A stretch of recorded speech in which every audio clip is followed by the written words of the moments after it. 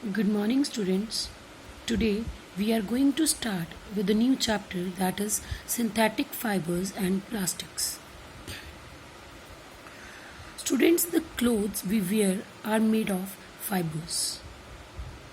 Fibers are used to make fabric, and this fabric we use in our clothes to make different dresses. All these fibers are different from each other.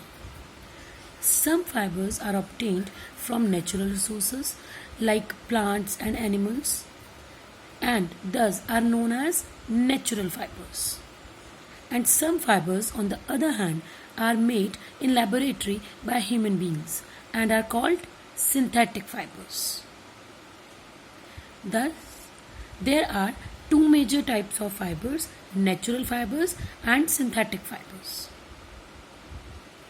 Now, there are some major differences between the two. Natural fibers, as told above, are obtained from plants and animals, and synthetic fibers are made by chemical substances.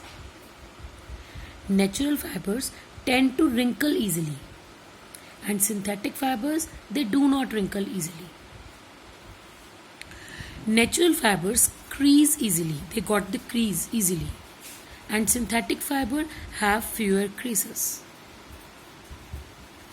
Natural fibers respond to the change in temperature, but synthetic fibers, they are not porous, so they are not good absorbent of sweat as like natural fibers. On the other hand, the natural fibers are porous generally and good absorbents also.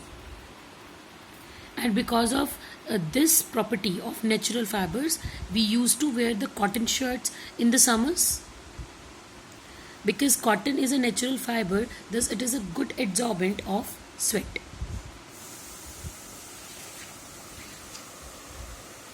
In this chapter, we will study about synthetic fibers. Students, try to recall the uniform pattern found in a necklace of beads joined with the help of a thread. A synthetic fiber is also a chain of small units joined together. Each small unit is known as monomer. Like each bead of the necklace, that we can call as monomer. And the chain formed by repetition of these monomers is called polymer. Polymer means, poly means many, mer means units, so which comprise of many units. And the process of formation of a polymer is called polymerization.